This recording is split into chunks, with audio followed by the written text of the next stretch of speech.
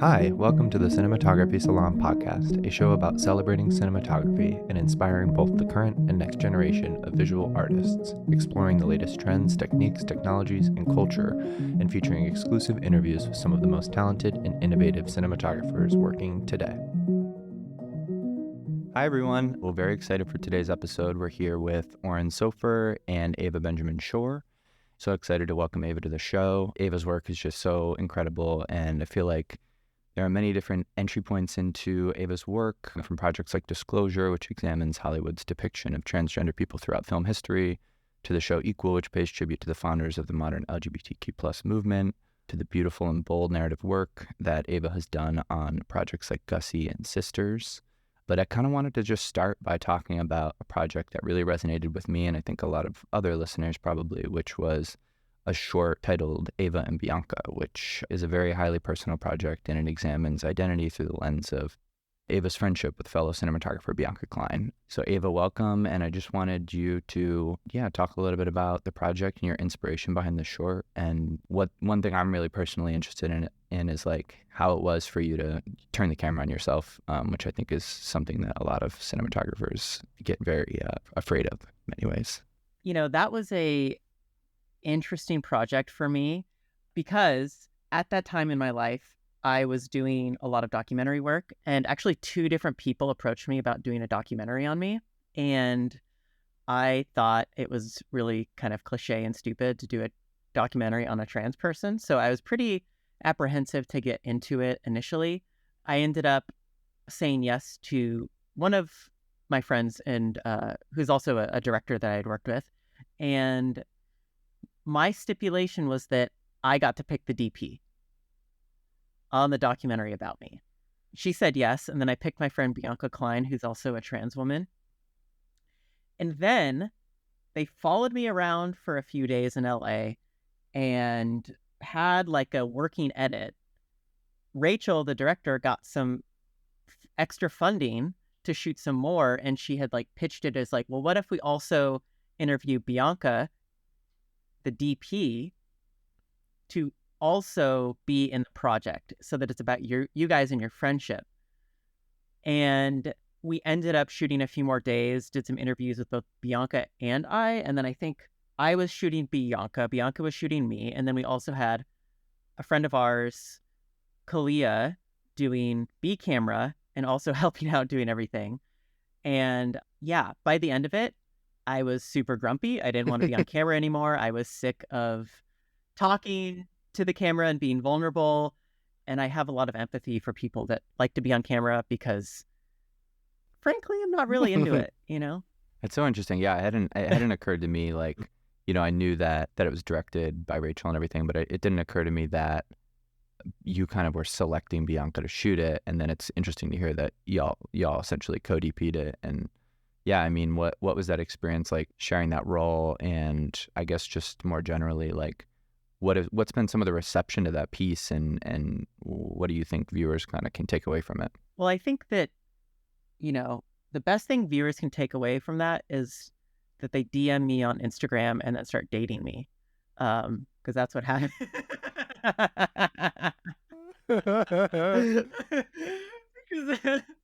My current partner, who I've been dating for almost 3 years now, he saw it at a film festival, DM'd me on Instagram, and we started dating. He is my biggest fan. That's the joke. That is absolutely incredible. So it was worth it for that, if anything. I love that so much. Yeah, honestly, I know. Yeah, every once in a while too, people will be like, I've seen you somewhere before. And if they're trans or a DP, I usually know that they've seen the documentary. Every once in a while, someone will say, oh, I saw that documentary on you. So I know it's kind of gotten around, and because it was on Nowness, which has like a following. And I think that the information on trans people that aren't models or actresses is pretty sparse usually. So I think that if people are curious to see if there's any trans DPs out there, that's probably one of the only things that pops out, Ava, we talked before a little bit about your relationship with documentary. You've shot a few documentary projects now in short form, long form, television, kind of covered the whole gamut. But you've also done some quite a bit of narrative work as well. And I'm curious what you think the relationship is between those for you. Like, is there anything about documentary that you bring into the narrative world that that is something specific that you kind of feel like bridges those for you, or something that maybe people who haven't worked in documentary that have only done narrative could learn from the format? I think I have a kind of a contentious relationship with doing so many documentaries. I certainly think that it's shaped me as a cinematographer. I do think that it's also kind of been a burden to carry around sometimes, because I think that if people don't really look at my website ever or my Instagram and are just maybe aware of me from like some of the bigger documentaries I've shot, they kind of assume I'm a documentary DP. And so I pretty consistently get recommended for documentaries when I honestly don't have that much interest in doing them. It usually, when I say yes to a documentary, it has to be a very particular special project. Like, I'm not against them, but it has to be like something that really jumps off the page. I think that I've learned a ton from documentaries. I think that I'm an incredibly flexible and a very scrappy DP when I need to be. And I do maybe sometimes think that's a little bit of a stigma, because I have done bigger stuff and I worry that people think that I'm not capable of doing bigger things. Totally. I mean, I deal with that a lot too, where it's like, it's that whole stigma of like, oh, your work looks so like, you know, like naturalistic. Like that word sometimes I think can be a curse, where it's like, well, actually it took like a lot of intention to make it look naturalistic.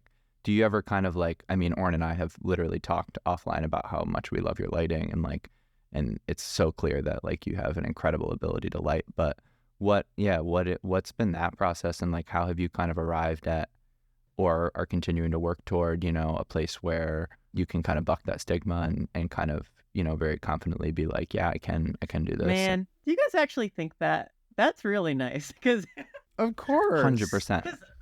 100%. Equal? Are you kidding? Okay, Like all of it. It's beautiful.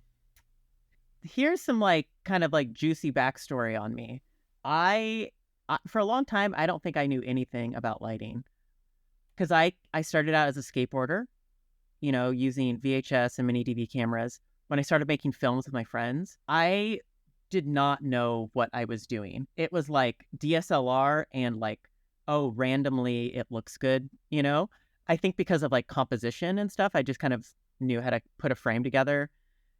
When I actually got into like shooting things where you like need to light and talk to a team, I think for a long time I didn't quite know what I was doing. I was leaning a lot on the gaffers that I was working with, and had a lot of these sort of like kind of strange philosophies about lighting that were like ripped from cinematography magazines, but weren't like, there was no like tangible way to put them into action in a way that made sense. For example, let me just say one thing. I didn't really go to any film school, right? I went to the worst film school ever. It was like a commuter school. Our best cameras were HVXs, you know, like there was no lighting. It was bad. It was super bad. I came out of school not knowing anything, technically. So all, you know, but I'm like a very like hardcore researcher, and I am very much like self-taught in a lot of stuff that I do. Very curious. So I remember I shot this one short film, which I think actually turned out okay. But I remember I was trying to light one scene in a garage, and there was like 3 people in a garage, and there was one window, and there was a little slit of the garage open. And I remember reading like Radford Young talking about, oh, he loves lighting through windows, single source lighting and all that. So I remember we were shooting the wide, you know, and there was like sun coming through the window, and it was like cool. When we got to the close-ups, I was like, well, I can't use any lighting for the close-ups. I can't wrap the sun coming in, because that's not what you do. Like, because if I want my work to look like that. So then the faces were just super dark. because you're not lighting through the window if you're adding a little wrap source Right, for the close-up anymore, right, right? You're breaking the rule. right. Yeah. And the director was like, well, do you think we should add a light? And I was like, no, it looks good dark. No, yeah.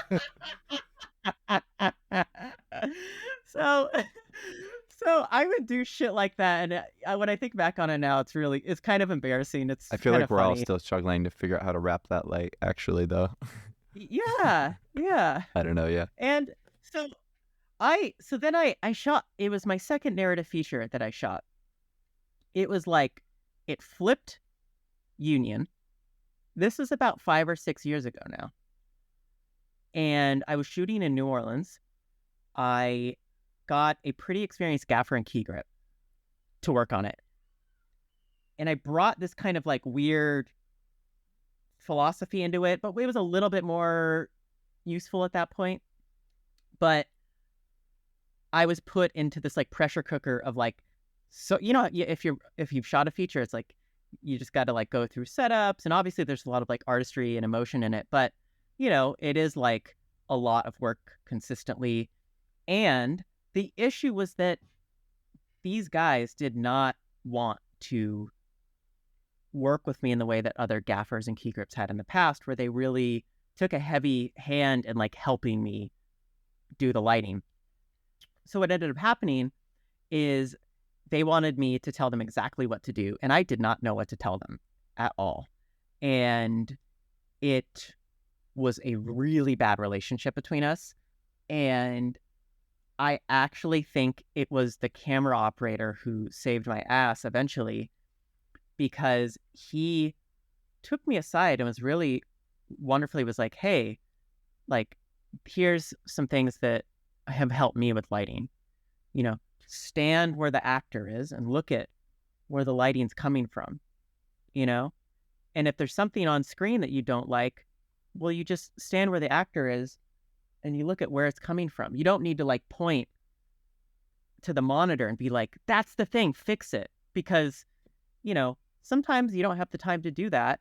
And if you have people that don't want to collaborate with you, then you got to diagnose it yourself, Sometimes it's faster. So it was a really hard shoot. I had the only panic attack I've ever had in my life. I hate how that movie looks. I want to scrub it from my IMDb. We had 1 day to color the entire movie. It was just a fucked up experience in general, but I took a lot of lessons from that project. And over the course of like the next 5 years, I have like gone from someone who is more interested in camera into someone who's like obsessed with lighting and is really sensitive to lighting. And I credit that to just being an absolute failure on set multiple times.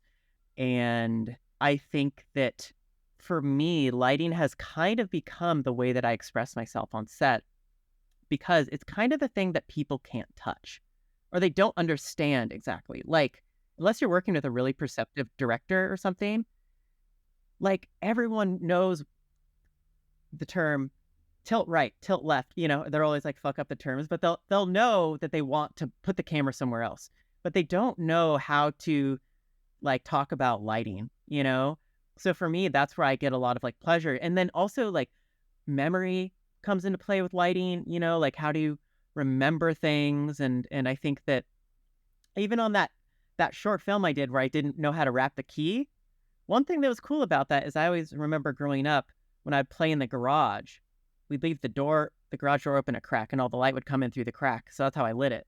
It looked dark as hell, but I always thought that was kind of a cool way to light it.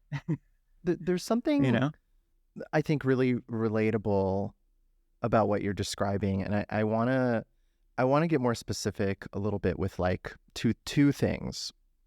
One is, okay, so I think there's a lot of people out there who maybe didn't go to film school at all, or probably most people didn't go, who are self-taught or who are sort of still in the early stages of their journey and they're just figuring things out. And I think lighting especially is like a really weak point for everybody starting out, because I mean, Peter and I both went to the same film school, and I'm sure we both had a similar experience. Like, I didn't really learn lighting there either. Not in the way that I use it now. Like the kind of lighting we were taught there is useless for like contemporary filmmaking. It was like, the teaching soundstage we had just had like old tungsten units, and it basically 3-point lighting. Like it was not talking about like light sources, motivated, unmotivated, expressionistic. This was all self-taught for me as well, like over the years. But I'm curious, like when you identify that in yourself early on and you said, okay, so I became obsessed with it for like a few years, what did you do? Like what would somebody who's in a similar position now, who's like, I just don't feel confident in lighting and I don't feel like I understand it, and I maybe have some images or memories like in my mind of lighting, but I don't know how to capture them. I don't know how to create them. Like, what would you tell somebody? Like, this is what I did to teach myself and to better myself and to learn. That's an interesting question. And what did you do? Like looking back on the last few years, like how did you find your lighting confidence, basically? I guess with that situation that happened on that feature I shot, I was forced to learn some basic rules of lighting. And I think the two biggest things that I took from that experience was that it's best to light with your eye, no matter how many times your key grip and your gaffer just want to look at the monitor, because they will. I think it's always better to use your eye, especially when it comes to the quality, because at this point, exposure is so crazy because of all the high ISOs that your eye can't always know like exactly where you are. But, a simple light meter reading, and the quality, I think, can tell you a lot about where you're at. So using your eyes instead of the monitor, and then also that thing that I mentioned before of like basically going into the room and looking in person of like, oh, you see a weird little reflection on the kitchen cupboard, and then you just kind of move your hand in front of it, or you like try and find where it's coming from. And a lot of times I think that can start to tell you like what's going on. I also noticed that after that film, I was obviously reading a lot about it, which is, I think, a mixed bag of useful and not always useful. But certainly, like, the ASC magazine has done some really good, like, little articles in the past few years about, like, basics of, like, lighting and lenses and stuff. And if there are DPs that you look at and whose work you like, and you think the lighting is just gorgeous and moving, I think it's good to look at their work. Like there's two things. Like I think Darius Kanji is like the best lighting cinematographer, at least working right now, like easily. Everything's perfect, like, but not in a manicured way. And then, there was this like article I read on that film Ida, and the DP talked about breaking down different setups on that. And I return to that all the time because it's so informative and interesting and simple. Yeah, I think I know that one because, yeah. I really think that also what I'm always doing is I'm poking my head around and seeing what the gaffer and the key grip are up to and asking questions and, like being really in touch with them about, I always joke that I can get it about 60 or 70% of the way there in terms of like making overheads, because that helps me visualize at least what I want the overall image to be. But then usually the other like 30 to 40% is like them using better units or techniques to get the same thing, So yeah, I think that at least when they're setting stuff up, I always like to like ask extra questions. I think also something that's really interesting about lighting is like, and this is like, I think super relevant now, even more so than it was like in the past, but like, I think the quality of light, the size of the source itself, and the shape of the source is more relevant now because of, there's been so much more diversity on set, and I think darker skin tones are picking up the quality of light a lot more than like matte white skin that you would see more in the past. So I think that also looking at the light itself and the diffusion or the chimera and seeing, can you see the source through it, like the shape of the source? Because then that source will pick up on their skin. And if you're going to leave that shape of the source on the skin, well, then you have to position it in a place that you think is flattering, I think it's really using your eyes. Yeah. Part two of the question is also, you've made this transition into shooting more narrative feature projects. And I've always really admired something that we've talked about a lot over the years, is like your tenacity to kind of pursue and achieve that goal. Like, you know that you want to make features and you know that you want to do it. And you go out there and make it happen for yourself. And I think that that's also probably a position that a lot of people would relate to as well. Like what you were talking about before, saying that you feel that maybe, some of the earlier part of your career is like defined by these documentaries, but that you actually have this desire to do something else and to make, narrative films at a certain level, at a certain, scale and caliber. And you've done shorts and commercials and sort of been able to navigate that kind of very elusive transition, like out of one kind of pigeonhole and into the kind of stuff that you want to do. But you've always had to be very deliberate about it. What is that like for you? Like, what steps do you feel like you need to take to counter this narrative of like, I'm a documentary DP, and push back on it and say, no, that doesn't define me, and I don't want it to define me, and I want to do this and the X and Y. And I think you've been successful in it. And you shot a feature last year that was kind of like a step up in the direction of the kind of stuff you want to do, and was very creatively satisfying from hopefully from our past conversations. And you have some other upcoming features that you're excited about. But I think that transition is very elusive for people. Like, I think a lot of people have it in their head that that's what they want to do. People who are maybe also stuck in other worlds, like in the commercial world or music videos or whatever it is, and like have a hard time figuring out what they need to do in order to like break out of that and also put themselves out there and get the kind of projects that they want to do. Oh man. I guess an observation that I have about that question is that what tends to happen in this industry is that it's not just that you get pigeonholed, but wherever your friends work or wherever you kind of came from kind of forms the basis of what your kind of brand and identity is as a DP. I think generally speaking, like I started out as a director, right? I have a lot of director friends, like more art house stuff. Mm-hmm.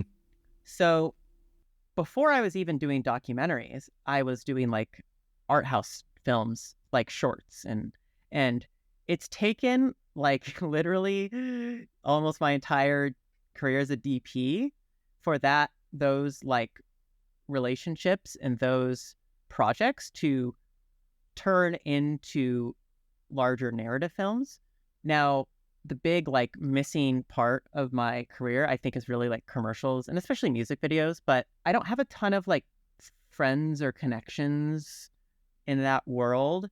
And it's not that I don't want it or I don't try, because I do, but I think that a lot of times with our job, when people ask for recommendations, a lot of times it's like who you know, unless you're like a big Instagram person that is like has a brand out almost outside of the industry or something. There's a few out there that we all know about that like surpass, the industry or are just at the top of the industry. But, I think for me, I'm not entirely sure how to say that I've like transitioned out, except that I've kind of always been doing art house stuff. Documentaries have let me pay the bills, which is kind of ironic because they're not known for that, but that's how I've made a lot of money, especially doing like TV shows or long form documentaries for like, Hulu or HBO or, whatever. Like they pay pretty well, and over time, those relationships have sort of turned into, those old relationships have sort of turned into new opportunities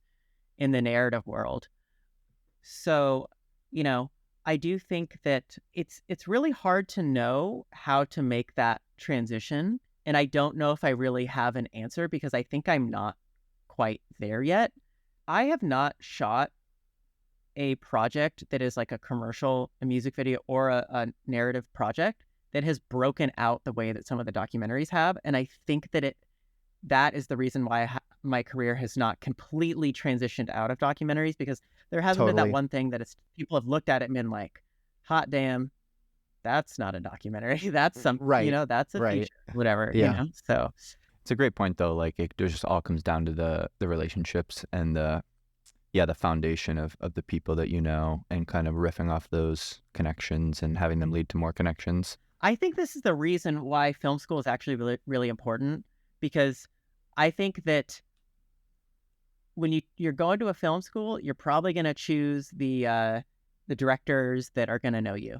And a lot of times, like NYU, AFI, you're going to get some more like artistic directors that are maybe a little bit more like, Asian or Eurocentric, and I think have like a philosophy outside of American cinema. I think USC is a little bit more like, and Chapman are a little bit more like American, like Hollywood based. So, I think that it's almost a fluke that I have a lot of friends in the New York director scene, because my path was so just odd and didn't make sense. It's very cool though. I definitely didn't know that about you, and it's fascinating. I want to jump back to some of what you're talking about with the lighting. It just like really kind of grabbed me. But one thing I love about the way that you think is how so much of it just comes from within. And, I totally see that in your work. But I think when you mentioned that lighting comes from memory, like that idea to me is just so interesting. And for me personally, like one of the most helpful things with my cinematography and developing like the look that I have is printing color film in the darkroom. The reason that it was so helpful is because there's very little intervention in that pipeline. It's like you take a film camera, you shoot onto celluloid, you put it into an enlarger, it shoots onto the paper, you feed that through a machine. It's like so vastly different in many ways than sort of the whole digital pipeline that we all have to kind of like try to crack. And like it was just so helpful because it was like, yeah, what you put in is what you get out. And so it started to make me think like, okay, the environments I'm in need to be the thing that, elevates the image. Like there's nothing I can hide behind technically or with lighting or anything that's going to make this beautiful. It just has to be beautiful in the moment. And so, yeah, I'm just curious for you to talk a little bit more about that, the way that you design your lighting based on memory. And we've talked a little bit about like the project Gussie, and like I remember being so inspired by hearing you say that film for the first time felt like the way that you remember things, or somehow it had this quality to it that felt like a memory, or felt like movies you watched as a kid that you always kind of wanted to try to create images like that. And it was like through experimentation technically that you're able to achieve a look on that film that somehow harkened to something like very personal to you. And yeah, I'd love to just hear a little bit about that experimentation and kind of finding that look. Yeah. Yeah, Gussie was a great project to work on. Actually, it's going to be screening at MoMA soon, which I'm really excited about. I think it's so good.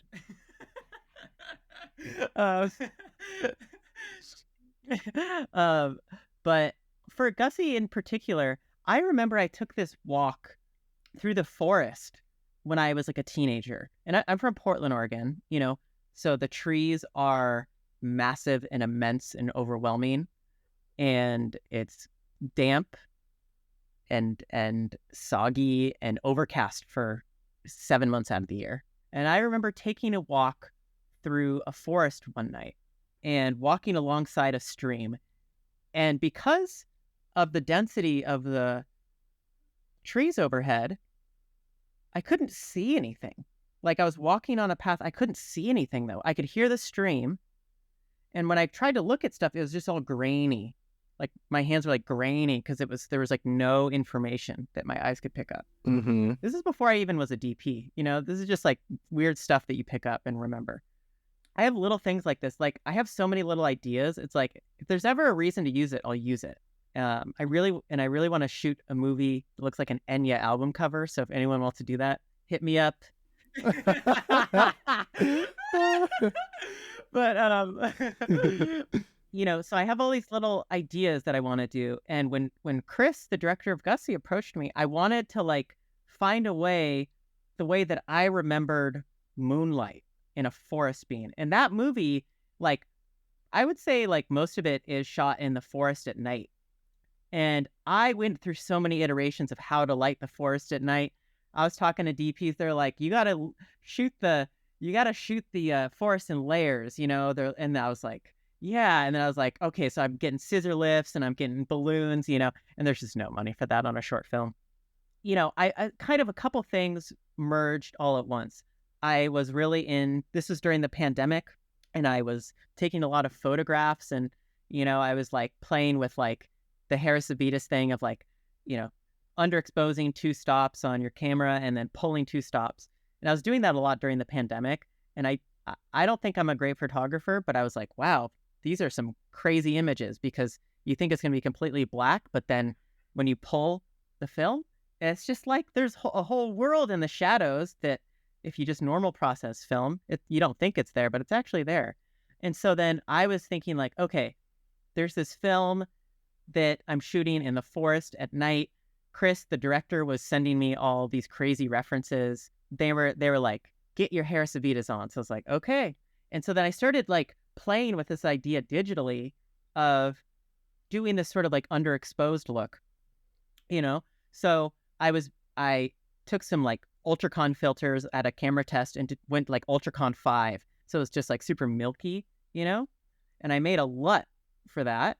And then what I always tend to do, at least back then, is when I expose stuff, I put it all the way down in like blue or purple false color, So then what happened is like when you're looking at the image, like if you're going to shoot with Rec 709, I mean, the thing would be just dark as hell, but with like this crazy LUT that I made, it actually kind of all was there. Like there was like a pretty perceptible image, but if you shot it in a place with like there's this mall sequence where the camera's floating through the mall, or like we're shooting in a mall parking lot.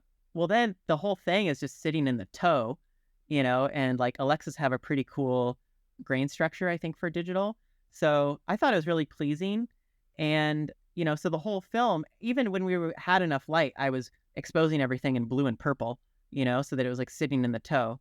And then, I think that film, for me, at least, became like probably the clearest version of my own self-expression through a film that I think to this point that I've still been able to achieve. And it felt really fulfilling to get to that place, because a lot of it just came from, I think, how I felt about my past, the darkness, of like growing up in Oregon and my gender identity. It's kind of these things in your chest that you feel that you can just kind of like, they're just there. Like, unfortunately, that's a look that you can't do all the time. So it's not very relevant to a lot of the stuff I do, especially if I'm trying to get more into commercials. Like, people don't want to see that. So I'm glad the film exists. And, This yeah, is it's cool. this is so fascinating, Ava. Like, I really love this. I'm kind of obsessed with this idea of like film as a conduit to memory and personal experience. Like, I feel like this is something Bradford Young talks about a lot, that sometimes goes over my head a little bit when he talks about like every time I point the camera at something, I'm channeling my ancestors, and yeah, and some, but to hear you describe it this way, like that statement from Bradford suddenly gains a new context for me that I can relate to, actually, and because when I hear him say something like that, I'm like, okay, I don't know if I feel like I'm channeling, my ancestors in the shtetl in Poland, but I really relate to how you're explaining things about like channeling personal memories and feelings. When I look at a lot of DPs, I'm just going to say that I think most of them are better image makers than I am. I think you got like, when I see your guys' work, I'm just like, damn, so good. Like every fucking DP that I'm friends with, I'm like, these people are so fucking talented. Like, I don't know if I come from a place of wanting to make beautiful images. Like, that's actually been the hardest thing for me to learn, is to like channel beauty, because like I think that I'm like a film nerd. I always look at like Gummo and I'm like, that movie is just like looks perfect. It looks like trash. I mean, but it's perfect. You know what I mean? So when people tell me like, I just want this to look cool, I'm like, okay, are you talking like Gummo? Or are you talking like Dua Lipa? Like that doesn't mean anything to me. So I guess the things that I usually offer, actually, and I think are maybe critically thinking about image making, and that's the stuff that excites me. I think that's why I gravitate so much towards like Yeah. Bradford Young or even Chase Urban, because obviously they are undeniably talented DPs and they make transcendent images. When you hear them talk, they're not like, my favorite movie is like Indiana Jones. Bradford Young is talking about the way that his community is reflected through images. He's talking about postcards. He's talking about family photos, and Chase Urban's talking about philosophy and Taoism. And, they're just out there on some stuff that is really cool. And I think, like, I know we're not at that point of the episode where you're trying to give advice to people, but or younger DPs, but like, I think that sometimes when I am interviewing for projects and I'm not talking about anything film related, I'm just like talking about life. And I think that at least with directors that I want to work with, like that matters, and I love watching movies. Like that is like, that gives me life, and it's like a spirituality sometimes. I am so inspired by things outside of filmmaking. I love going to museums, I've always liked reading.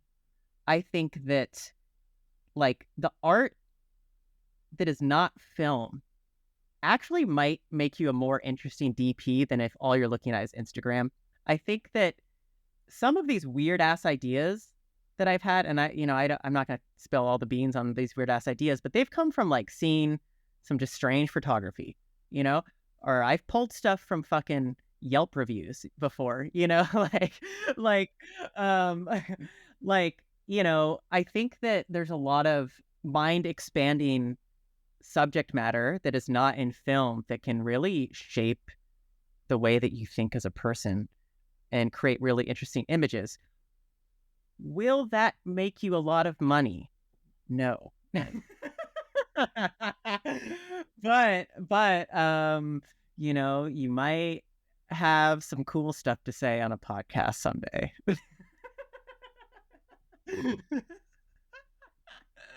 It's so interesting because I feel like, I don't know, when you talk about this stuff, it's just like you look up to like Bradford and Chase and stuff like that. But it's like my perspective toward it is that there are actually not enough people, very few people, in fact, that think the way that you do and make work the way that you do. And I think that like it's just very cool to hear you talk about it, where some of this inspiration is coming from, whether it be from memory or from like these very unexpected places, because I don't know, that's the work that I personally just really inspires me and that I gravitate towards, and the type of people that I really respect. Yeah. And I'm not to bash like film. Like I use Shot Deck all the time. I use Film Grab, like it's nice to have that like resource of like film history to draw upon, especially when you're stuck with a lighting setup or at least coming up with a look. At the beginning of this year, I told myself like I want to sell out, like I'm kind of tired of not making money. And obviously I'm always down for like independent projects and documentaries, and I'm always drawn to that stuff. But I like have so many friends that they're not living extravagant lives, but they are like living good lives. And I think that I want to at least carve out some part of my career that is more commercial based, because it's nice to pay people that you've worked with for a long time. It's nice to work with toys, like, and not toys, but tools, But I think with that, comes a little bit of like concession on the personal vision aspect of it, or like how out there you can get with some of these clients and agencies. I think not to say that there's not good people there, but I think that they're serving the brand, and the brand is very corporate. I have found myself quite often also looking at Instagram, looking at Shot Deck. What are the things within that resonate with me that I can maybe put into a more commercial language? I think that's been like actually the newest avenue of my life is like, how do I, Gussie's cool. That's not going to get me a single commercial. Has it got me interviews on features? Yes. I know that for a fact, but I am trying to like develop a language that feels okay in a commercial space. And that's been actually harder for me. So, Ava, one other thing we wanted to ask you is you went through the ASC Vision Mentorship Program, and I believe your mentor was Rachel Morrison. How did that experience shape your current approach to your work? And in a sort of broader sense, can you talk a little bit about the role of mentorship in general and what kind of role that's played in your career and your life? What led you to seek out mentorship? And what do you feel about mentorship from a position of somebody who has now been working in the industry for a while and maybe, looking out for the next generation of filmmakers and finding ways to offer mentorship opportunities to the next generation? The Vision Mentorship with Rachel was kind of an interesting experience because, like, I think with each mentor that you have in your life, you really get out of it what, one, you put in, but like two, what they're willing to give you, or like how much they want to let you in. What was kind of funny about the whole thing is that I was at the like ASC Clubhouse for some event, and there was a rental agent for Panavision there that I knew who worked with Rachel a lot. And I had just gotten awarded the mentorship, and he introduced Rachel and I. He's like, Rachel, this is Ava. Like, she's your mentee for the ASC Vision Mentorship. And Rachel's like, what? Like she had no idea. She had no idea, which I always thought was really funny because it was such a big deal for me, Yeah. And anyways, we talked more, and she was like really sweet after that. I've always felt like with Rachel and I, she's not someone who's always available. I think she's like an incredibly busy person. She has 2 kids. She has a directing career. She's also a DP occasionally, I think. So when I try to talk to her in the past, it's like, what do you want to talk about? I will also say that she has probably given me some of the biggest breaks of my career. Like, I think that each mentor gives in their way that they're capable of. Rachel introduced me to my agents. She used to be at DDA. I met with DDA. It was a great fit. I went there. Rachel also was one of the people who recommended me for that HBO show, along with someone else. But I think Rachel's recommendation goes far, especially with cinematography. She has also recommended me to another director that I've done a commercial with that is just one of my favorite directors. I think that, like, I have not actually spent a lot of time with her, but she has done, in some ways, maybe the more important work of, I think, allowing me to, like, get jobs and representation. Like, Rachel, I know, has like made my life better. She has like helped me pay bills. She has like put me on set. It's not just like, hey, how did you shoot Fruitvale Station? That looked cool. She's like put in the work. And I actually think that means a lot because of my gender identity, and paying for being a trans person is annoying and sucks. And it's a lot of money, especially in the first part of it. Like, that was very meaningful for me. But I think there's so many different ways that you can be a mentor. And I know, Oren, at least for you, there's a completely different way that's blossomed. And, I love that. So That's amazing. Yeah. What about, one follow-up to that would be like, do you ever consider being a mentor? And do you think that doing that in our careers, like, sort of important to kind of like return the favor? And it's something that I think about a lot because I just think that, obviously I think all 3 of us have really benefited from people older and wiser than us kind of taking that extra time and space to sort of help us out and help us along the way. And so, I'm just curious if you ever think about that or try to put that into practice. Yeah, I definitely think about that a lot. I think I've had maybe 2 people come to me or email me about, me mentoring them. usually the thought in my head is like, why would you want to learn from me? Like, I'm not really like established, like would I think that's cool, so it's not like I've turned them down, but I'm kind of just like, I'm struggling as a DP. I don't know if I really have like a lot of jobs to give you. Like, do you want to shoot like a low budget documentary? Like, I'll recommend you for that, and I don't have the capacity to often bring people on unless they want to come on for free to shadow me. Like the projects I do, I would say a good amount of time is like every crew member's a battle, So would I love to do it? Sure. If I think we're doing bigger projects, maybe I could somehow parlay that into an actual job or a position. Yeah, generally right now I'm just like, why would you want me to be your mentor? Like, you should seek out someone who's like legit good, like the big ones. Well, I think they see in your work and personal philosophy what we see. Yeah. That's why they are seeking Okay. you out.